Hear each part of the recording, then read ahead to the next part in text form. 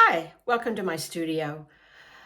I do a lot of very complicated watercolor painting, and every once in a while, I just need to take a break and I just need to get back to the essence of the meditative quality of painting. And let's talk about some exercises I do at home and that you can do too. One thing that I really enjoy painting are the irises in my garden, and they don't last very long, so I really have to stop whatever I'm doing in order to catch the beauty of them while they're in bloom. And so today I'm turning this beauty around and just trying to figure out which is the best angle to paint this. And it's just going to be a really quick meditative painting. I've already begun my drawing, and one really good idea for you is to put your pencil down after you set up the iris and just put it on the paper, looking at the iris, and don't even look at your drawing. It's a really great exercise to begin the contour drawing. An iris is very complicated. It is really hard to do a contour drawing without looking at it. I understand. If you want to learn more about contour drawing, I teach drawing in my classes and workshops, and you can also get the book Drawing on the Right Side of the Brain. I highly recommend it. So my paper is taped to a board. I'm now going to dilute the colors that I need and have them ready to go. I will select a triad, which is what I do teach in workshops, and we'll be ready to go. You want to have everything ready before you do this exercise. So I have my drawing, it's taped down. I have a variety of brushes that I'll probably use. I often use a flat, a 2-inch flat. I do like the Simply Simmons for lifting. And then I have a variety of rounds ranging in size from fairly big to small. And I also have a rigger. I just normally use a regular pencil. I have my palette ready to go.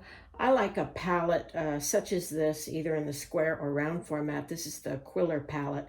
And I have my colors arranged in order of the color wheel. It just makes sense to me, but you should use whatever palette you like. And I have selected a very unusual triad. This is not my norm, but the flower is quite cool, so I've selected a cool lemon yellow, a rather cool blue cerulean, and a burnt sienna, which is a warm color. So let's see what happens. Once you have everything ready, put on some nice music and get ready to go. I'm just going to start wetting the petals, and I'll skip around. I don't want any two petals to be wet in the same area because, wherever you put water, that's where you're telling the paint to go. So add some water. And the first thing I'm probably going to do is direct some depth. Which means, there's a little too much water there, which means I'm going to sink blue, a cool tone, into the throat so that the petal goes in and under. And I want to just work quickly, meditatively. Like I said, if you have some music on, that's a good thing. Or if you like peace and quiet, that's fine too. And just start pushing the petals so that they go over in a curved fashion.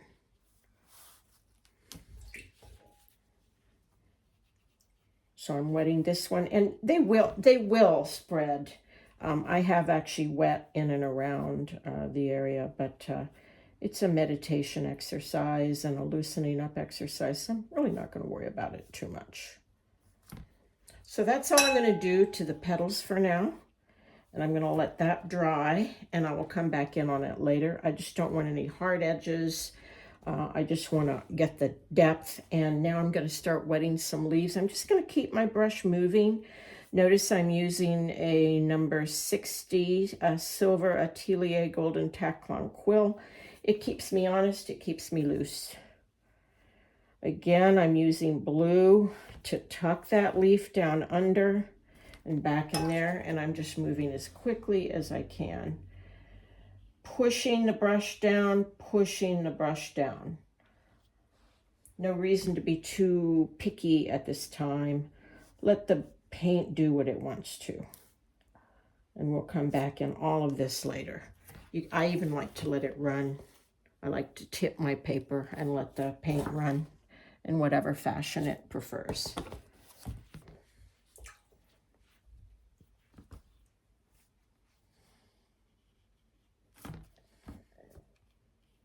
I'm just going to go ahead, since this is just a little exercise, I'm just going to wet everything down.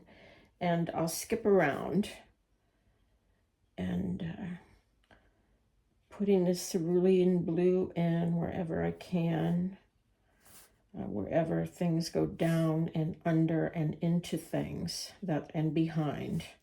That's what I want to get. That goes down in there. And when I get through this, you should actually have the feeling now of things going under, on top of one another, behind. So there's the first go round.